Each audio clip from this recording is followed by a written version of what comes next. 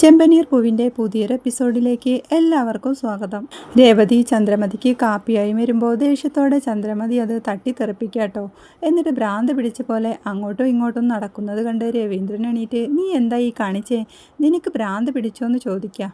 അതെ, എനിക്ക് ഭ്രാന്ത് പിടിച്ചിരിക്കുകയാണ് എന്ന് ദേഷ്യത്തോടെ ചന്ദ്രമതി പറയുമ്പോൾ, കുറേ നാളത്തെ എൻ്റെ സംശയം തീർന്നു എന്ന് പറഞ്ഞ് സച്ചി അങ്ങോട്ട് വരുന്നുണ്ട്. ഇത് കേൾക്കുമ്പോൾ ചന്ദ്രമതി, അതേടാ, ഇവിടെ എല്ലാവർക്കും അസുഖ, നീ ഹോസ്പിറ്റലിൽ കൊണ്ടു ചെന്നാക്ക്, എന്നിട്ട് നീയും ഭാര്യയും സുഖമായി ജീവിക്ക്. വീട്ടിലേക്ക് വരേണ്ട മഹാലക്ഷ്മിയെ അമ്മ വീട്ടിലേക്ക് പറഞ്ഞയച്ചു. എന്നിട്ട് 10 പൈസയ്ക്ക് പ്രയോജനമില്ലാത്ത അവൾ ഇവിടെ ആടി തിമിർക്ക എന്നൊക്കെ ദേഷ്യത്തോടെ സച്ചിയോട് പറയുക. ഇത് കേൾക്കുന്ന രവീന്ദ്രൻ, പണമുള്ളവരെയാണോ നീ മഹാലക്ഷ്മി എന്ന് പറയുന്നത്? ഒരു വീട്ടിലെ സന്തോഷവും സമാധാനവും കാത്തു സൂക്ഷിച്ച് ഒരുമയോടെ കൊണ്ടുപോകുന്നതിലാ വന്നു കയറിയ പെണ്ണിനെ പെടുത്തിയിരിക്കുന്നത്. അങ്ങനെയാണെങ്കിൽ ഇവിടുത്തെ മഹാലക്ഷ്മി ഇവിടെ തന്നെയുണ്ട്. ഈ വീട്ടിൽ എന്തൊക്കെ പ്രശ്നങ്ങളുണ്ടായി? നീ രേവതിയെ എത്രയൊക്കെ കുറ്റപ്പെടുത്തി വഴക്കു പറഞ്ഞു, എന്നിട്ട് ഇവൾ ഇവിടെ തന്നെ ഇല്ലേ? നമ്മളോട് പറയാതെ ഇന്ന് വരെ ഇവളുടെ വീട്ടിൽ പോയിട്ടില്ല. ശ്രീകാന്തിൻ്റെ ഭാര്യ അങ്ങനെയാണോ? നമ്മുടെ വാക്കു കേൾക്കാതെ അവൾ അവളുടെ വീട്ടിൽ പോയില്ലേ?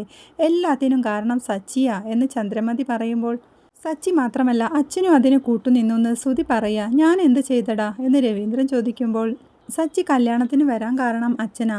സച്ചി പ്രശ്നമുണ്ടാക്കി 2 പേരെയും വർഷയുടെ വീട്ടിലേക്ക് പോയത് എന്ന് പറയുമ്പോൾ, രവിയേട്ടൻ അതൊന്നും മനസ്സിലാവില്ല. വലിയ വീട്ടിലെ പെണ്ണാ വർഷ, ഈ വീട് തേടി വന്ന മഹാലക്ഷ്മി. ഇനി ഒരിക്കലും ഇവിടേക്ക് വരില്ലെന്നാ അവൾ പറഞ്ഞത്.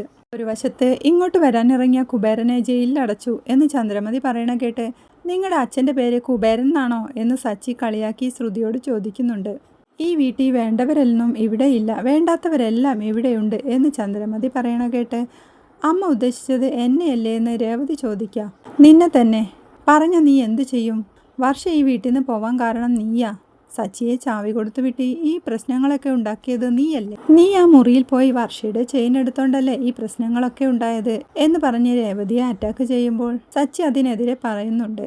വലിയവരോട് മര്യാദയ്ക്ക് പെരുമാറിക്കൂടെ എന്ന് ചന്ദ്രമതി പറയാ. വലിയവരോട് ആദ്യം മര്യാദയ്ക്ക് നടക്കാൻ പറ, അപ്പോൾ മറ്റുള്ളവരും അതുപോലെ മര്യാദയ്ക്ക് പെരുമാറും. ബഹുമാനം കിട്ടണമെങ്കിൽ സ്വഭാവവും നന്നായിരിക്കണം എന്ന് സച്ചി പറയുമ്പോൾ, നീ ഈ കുടുംബത്തിൻ്റെ അന്തസ്സും വിലയുമെല്ലാം കളഞ്ഞു കുളിച്ചെന്ന് സച്ചിയെ കുറ്റപ്പെടുത്തുന്നുണ്ട് ചന്ദ്രമതി. ഇവരുടെ വാക്കുതർക്കം കേട്ട് കഴിഞ്ഞു പോയതൊക്കെ വീണ്ടും വീണ്ടും കുത്തിപ്പൊക്കി ഈ വീട്ടിൽ ആരെയും സമാധാനത്തോടെ ജീവിക്കാൻ സമ്മതിക്കില്ലേ നീ എന്ന് രവീന്ദ്രൻ ചോദിക്കാം. ഈ വീട്ടിലെ സമാധാനം കളയുന്നത് നിങ്ങൾ കൊണ്ടുവന്ന ഈ മരുമോളാ. എല്ലാവരെയും ഇവിടെ നിന്നോടിച്ച് ഇവൾക്ക് മഹാറാണിയെ പോലെ വാഴണം എന്ന് രേവതിയെ നിർത്തി അപമാനിക്കുന്നുണ്ട് ചന്ദ്രമതി. എനിക്ക് റാണിയൊന്നും ആവണ്ട, ഈ വീട്ടിലെല്ലാവരും സന്തോഷത്തോടെ കഴിയണമെന്നാണ് ഞാൻ ആഗ്രഹിക്കുന്നത് എന്ന് രേവതി പറയുമ്പോൾ, ആര്, നീയോ? ചുമ്മാ അഭിനയിക്കാതെടി എന്ന് ചന്ദ്രമതി അവളെ പരിഹസിക്കുക. എനിക്ക് അമ്മയെപ്പോലെ അഭിനയിക്കാനൊന്നും അറിയില്ല. വർഷ വരാത്തതിൽ തനിക്ക് വിഷമമുണ്ടെന്ന് രേവതി പറയുമ്പോൾ, അവൾ വരാത്തോണ്ട് നീ സന്തോഷിക്കുക, എനിക്ക് മാത്രമേ ഈ വീട് വിഷമമുള്ളൂ എന്ന് ചന്ദ്രമതി പറയാം. വിഷമമുള്ള അമ്മ വർഷയെ ഈ വീട്ടിൽ വരുത്താൻ എന്താ ചെയ്തത് എന്ന് രേവതി ചോദിക്കുന്നുണ്ട്. ഇത് കേൾക്കുന്ന ചന്ദ്രമതിക്ക് ഉത്തരം മുട്ടുന്നുണ്ട്. ഇവിടെ ഇരുന്നൊരു ഫോൺ ചെയ്തു കാണും, വേറൊന്നും ചെയ്തിട്ടില്ല. എന്നാൽ ഞാൻ വർഷയെ നേരിട്ട് ചെന്ന് കണ്ട് സംസാരിച്ചു, വീട്ടിലേക്ക് വരാൻ പറഞ്ഞു. മണ്ഡപത്തിൽ എന്താ നടന്നതെന്ന് ഞാൻ അവളെ പറഞ്ഞ് മനസ്സിലാക്കി. അവൾ പെട്ടെന്ന് തന്നെ വീട്ടിലേക്ക് വരും എന്ന് രേവതി പറയുമ്പോൾ, കേട്ടില്ലേ നീ? ഇവിടെ ഇരുന്ന് ഓരോന്ന് പറഞ്ഞ് നീ രേവതിയെ കുറ്റപ്പെടുത്താം. രേവതി വർഷയെ നേരിട്ട് കണ്ട് ഇങ്ങോട്ട് വരാൻ പറഞ്ഞു എന്ന് രവീന്ദ്രൻ പറയുമ്പോൾ, അത് സമ്മതിച്ചു കൊടുക്കാതെ ചന്ദ്രമതി അപ്പോഴും, ഇവൾ അവിടെ ചെന്ന് എന്തൊക്കെ പറഞ്ഞെന്ന് ആർക്കറിയാമെന്ന് പറയാ. നിന്നെയൊന്നും ഒരിക്കലും പറഞ്ഞു മനസ്സിലാക്കി തിരുത്താൻ ആർക്കും കഴിയില്ല എന്ന് രവീന്ദ്രൻ പറയുമ്പോൾ, ഒരു കാര്യമില്ലാതെ കുറ്റപ്പെടുത്തല്ലേ. ഇതൊക്കെ കേട്ട് എങ്ങനെ ചുമ്മാതിരിക്കും എന്ന് സച്ചി പറയുമ്പോൾ, നിനക്കെന്നെ അടിക്കണോ? ഇനി അത് മാത്രമേ ബാക്കിയുള്ളൂ. അടിക്കടാ എന്നെ രവിയേട്ടാ, നിങ്ങളുടെ മോൻ എന്നെ അടിക്കണമെന്ന് എന്ന് ചന്ദ്രമതി പറയുമ്പോൾ, എന്നെ കണ്ടിട്ട് നിങ്ങൾക്ക് എന്താ തോന്നുന്നത്? അത്രമാത്രം അധപതിച്ചവനല്ല ഞാൻ എന്ന് വിചാരിച്ച് രേവതിയെ പറഞ്ഞാൽ ഞാൻ മിണ്ടാതിരിക്കില്ല എന്ന് സച്ചി പറയാ. ചിലർ ചെയ്ത തെറ്റ് ഒരിക്കലും അംഗീകരിക്കില്ല, ഇവരോട് പറഞ്ഞിട്ട് കാര്യമില്ലമ്മേ എന്ന് ശ്രുതി പറയുമ്പോൾ, നീ എന്തിനാ ആവശ്യമില്ലാതെ ഇതിലൊക്കെ ഇടപെടുമെന്ന് സച്ചി ചോദിക്കുക. ആൻറ്റിയോടുള്ള ഇഷ്ടം കൊണ്ടാണ് ഞാൻ ഇടപെടുന്നത്, നിന്നെപ്പോലെ ആൻറ്റിയോട് ഇഷ്ടമില്ലാത്തവളല്ല ഞാൻ എന്ന് ശ്രുതി പറയുമ്പോൾ, ഇതിലെന്തെങ്കിലും ആത്മാർത്ഥതയുണ്ടോ? ചില കാര്യങ്ങളിൽ ഇവരെ സോപ്പിട്ട് നിർത്താനുള്ള ഇഷ്ടമല്ലേ ഇത്? നിന്റെ മുഖം മൂടി അഴിഞ്ഞു വീഴുമെന്നുള്ള പേടിയില്ലേ എന്ന് സച്ചി ചോദിക്കുമ്പോൾ, ആരാടാ മുഖംമൂടി ഇട്ടതെന്ന് ശ്രുതി ചോദിക്കുന്നുണ്ട്. ഒറിജിനൽ മുഖം മേക്കപ്പ് കൊണ്ട് മറച്ച് വേറൊരു കള്ളമുഖം ഉണ്ടാക്കുക. നിന്റെ ഭാര്യയുടെ ജോലി തന്നെ അതല്ലേ, സ്വഭാവവും അതുതന്നെ എന്ന് സച്ചി പറയുമ്പോൾ ശ്രുതി അവനെ തല്ലാനൊരുങ്ങുന്നു. ഇത് കണ്ട് ശ്രുതി അവനെ തടയുന്നുണ്ട്. അവൻ മര്യാദയില്ലാത്തവനാ, അവൻ്റെ റേഞ്ചിലേക്ക് നമ്മൾ താഴണ്ട എന്ന് ശ്രുതി പറയുമ്പോൾ നിങ്ങളുടെ രണ്ടുപേരുടെയും റേഞ്ച് എനിക്ക് നന്നായിട്ട് അറിയാം. അതിനപ്പുറം താഴാൻ ആർക്കും കഴിയില്ല. മിണ്ടാതിരിക്കുന്നതാ നിങ്ങൾക്ക് രണ്ടുപേർക്കും നല്ലത്. കള്ളനും കള്ളിയും എന്ന് സച്ചി വിളിക്കുമ്പോൾ വർഷ എടുത്ത തീരുമാനമായിരുന്നു ശരി. ഇവനുള്ള വീട്ടിൽ ഞങ്ങൾ എങ്ങനെ കഴിയും എന്ന് പറഞ്ഞ് ശ്രുതി അവിടുന്ന് പോവുക. ഇത് കേട്ട് ആകെ പരിഭ്രാന്തിയായി ചന്ദ്രമതി. അവൾ പറഞ്ഞത് കേട്ടില്ലേ, ഇവർ കാരണം എല്ലാവരും ഈ വീട്ടിൽ നിന്ന് പോവും. എന്നിട്ട് ഇവർക്കിവിടെ സന്തോഷത്തോടെ കഴിയണം. അതെനിക്ക് ജീവനുള്ള കാലത്തോളം നടക്കില്ല. നമുക്ക് നോക്കാം എന്ന് പറഞ്ഞ് ചന്ദ്രമതിയും ദേഷ്യത്തോടെ അവിടുന്ന് പോകുന്നുണ്ട്. ഇത് കേട്ട് സച്ചി, ഈ അമ്മയ്ക്കെന്താ ശരിക്കും ഇവർക്ക് വട്ടായോ എന്ന് ചോദിക്കുന്നുണ്ട്. സച്ചിയുടെ അച്ഛനപ്പോൾ ആകെ വിഷമിച്ച് എന്ത് ചെയ്യണമെന്നറിയാതെ സോഫയിലിരിക്കുക. പിന്നീട് കാണിക്കുന്നത് തുണി മടക്കി വെക്കുന്ന രേവതിയുടെ അടുത്തേക്ക് സച്ചി വന്ന്, നീ എന്തിനാ വർഷയുടെ അടുത്ത് പോയത്, ആരോട് ചോദിച്ചിട്ടാ പോയത് എന്നൊക്കെ ചോദിക്കുന്നുണ്ട്. അപ്പോൾ സച്ചിയേട്ടൻ ശ്രീകാന്തിനെ കാണാൻ പോയത് എന്നോട് പറഞ്ഞിട്ടാണോ എന്ന് രേവതി ചോദിക്കുമ്പോൾ, ഞാൻ എൻ്റെ അനിയനെ കാണാനല്ലേ പോയത് എന്ന് സച്ചി പറയാ. ഞാൻ എൻ്റെ അനിയത്തിയും കാണാൻ പോയതാന്ന് രേവതിയും. ഒരനിയത്തി, അവൾ കാരണം ശ്രീകാന്ത് ഒരു ചെറിയ മുറിയിലാണ് പോയി കിടക്കുന്നത്. വർഷയാണെങ്കിൽ അവളുടെ അമ്മയുടെ അടുത്ത് സുഖമായി കഴിയുക.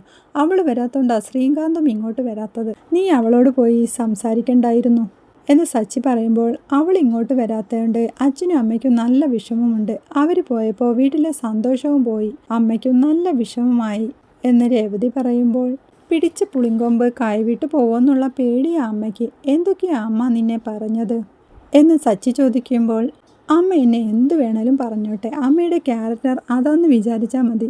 പുളിങ്കൊമ്പ് കൈവിട്ട് പോകുന്നുള്ള പേടി മാത്രമല്ല, ശ്രീകാന്ത് വീട്ടിൽ നിന്ന് അകന്നു നിൽക്കുന്നതിലോ വിഷമമുണ്ട് അമ്മയ്ക്ക്. പെറ്റമ്മയല്ലേ, സഹിക്കോ? നാളെ നമുക്കൊരു കുഞ്ഞുണ്ടായ അവൻ വിട്ടു നിൽക്കുമ്പോൾ നമുക്കും വിഷമം കാണില്ലേ? അതുപോലെ തന്നെ അച്ഛനും അമ്മയ്ക്കും. വീട് പഴയ പോലെ ആവണമെങ്കിൽ അവർ രണ്ടുപേരും വരണം. ശ്രുതിയുടെ അച്ഛനും വരണം. അദ്ദേഹം വന്നാലേ ശ്രുതിക്കും അമ്മയ്ക്കും സമാധാനമാവുള്ളൂ എന്ന് രേവതി പറയുമ്പോൾ, ഇതൊക്കെ ശ്രുതി മെനയുന്ന കഥയാണോന്ന് എനിക്ക് സംശയമുണ്ട്. ഒരു ദിവസം ഞാനത് കണ്ടുപിടിക്കുമെന്ന് സച്ചി പറയുക. അയ്യോ, ഇനി വേറെ പ്രശ്നമൊന്നും ഉണ്ടാക്കല്ലേ. നമ്മൾ രണ്ടുപേരും ചെന്ന് സംസാരിച്ചില്ലേ, അവർ തീർച്ചയായും ഇങ്ങോട്ട് വരുമായിരിക്കുമെന്ന് രേവതിയും പറയുക. പിന്നീട് കാണിക്കുന്നത് ബ്യൂട്ടി പാർലറിലേക്ക് ശ്രുതിയെ കാണാൻ എത്തുന്ന നവീനെയാണ്. മീര തടഞ്ഞു വെച്ചിട്ടും ഇടിച്ചു കയറി നവീൻ അകത്തേക്ക് കയറി പോകുന്നുണ്ട്. നവീനെ കണ്ട് ശ്രുതി ആകെ നെട്ടിത്തരിക്കുക. തൻ്റെ കല്യാണം റെഡിയായെന്ന് നവീൻ പറയുമ്പോൾ, നിനക്കൊരു ഭാര്യയും മകനും ഇല്ലേ എന്ന് ശ്രുതി ചോദിക്കുക. നീ കാരണം അവർ വിട്ടുപോയത്. ഞാൻ എത്രയെന്ന് വെച്ചാൽ ഇങ്ങനെ ഒറ്റയ്ക്ക് കഴിയുക, എന്നെ നോക്കാനും ആള് വേണ്ടേ? കല്യാണമൊക്കെ റെഡിയായി. കല്യാണത്തിന് 1,00,000 രൂപയുടെ ആവശ്യമുണ്ട്. അതുകൊണ്ടാണ് ഞാൻ ATM മെഷീനിൽ വന്നത് എന്ന് അയാൾ പറയുമ്പോൾ, എൻ്റെ കയ്യിലിപ്പോൾ കാശൊന്നുമില്ല. എന്നെ ഭീഷണിപ്പെടുത്തി നീ കുറേ കാശ് വാങ്ങിയിട്ടുണ്ട്. ഇത് തെറ്റാണെന്ന് ശ്രുതി പറയുമ്പോൾ, നീ ചെയ്യുന്നത് തെറ്റല്ലേ കല്യാണി? നിന്നെപ്പോലെ കള്ളം പറഞ്ഞല്ല ഞാൻ വിവാഹം കഴിക്കുന്നത്. നീ തെറ്റ് ചെയ്തെങ്കിലും നിന്നെ സംരക്ഷിച്ചവനാ ഞാൻ. അതിൻ്റെ നന്ദി നീ കാണിക്കണം. കാശ് തന്നില്ലെങ്കിൽ നിന്റെ പൂർവ്വകഥകൾ നിന്റെ ഭർത്താവിനെയും അമ്മയെയും ഒക്കെ വിളിച്ച് ഞാൻ ഇപ്പോൾ തന്നെ പറയും എന്ന് പറഞ്ഞ് മൊബൈൽ എടുത്ത് ഇപ്പോൾ തന്നെ വിളിക്കട്ടെ എന്ന് ഭീഷണിപ്പെടുത്തിക്കൊണ്ടിരിക്കുന്നതിനിടയ്ക്കാണ് ശ്രുതി ബ്യൂട്ടി പാർലറിലേക്ക് കടന്നു വരുന്നത്. റിസപ്ഷനിൽ നിൽക്കുന്നയാൾ, ശ്രുതി തിരക്കിലാണ്, ഇപ്പോൾ കാണാൻ പറ്റില്ല എന്ന് പറഞ്ഞ് ശ്രുതി അവിടെ പിടിച്ചു വെക്കുക. ഇത് കേട്ട് ശ്രുതി അവരുമായി വഴക്കിടുമ്പോൾ ശ്രുതി ഇത് കേൾക്കുന്നുണ്ട്. മീരയോട് ഒന്ന് പോയി നോക്കാൻ പറയാ അവൾ. നിങ്ങൾ തിരക്കാണെന്ന് പറഞ്ഞ ശ്രുതി എൻ്റെ ഭാര്യയാ. അവളെ കാണാൻ എനിക്ക് ഒരാളുടെയും സമ്മതം ആവശ്യമില്ല. ഞാൻ അകത്തേക്ക് പോവരുതെന്ന് പറയാൻ നിങ്ങൾ ആരാ എന്നൊക്കെ പറഞ്ഞ് ശ്രുതി അവളോട് വഴക്കിടുന്നത് കേട്ട് ആകെ അമ്പരന്ന് പേടിച്ചു നിൽക്കുന്ന ശ്രുതിയെ കാണിക്കുന്നിടത്താണ് ഇന്നത്തെ എപ്പിസോഡ് അവസാനിക്കുന്നത്. വീഡിയോ ഇഷ്ടമായാൽ സപ്പോർട്ട് ചെയ്ത് സബ്സ്ക്രൈബ് ചെയ്യണേ.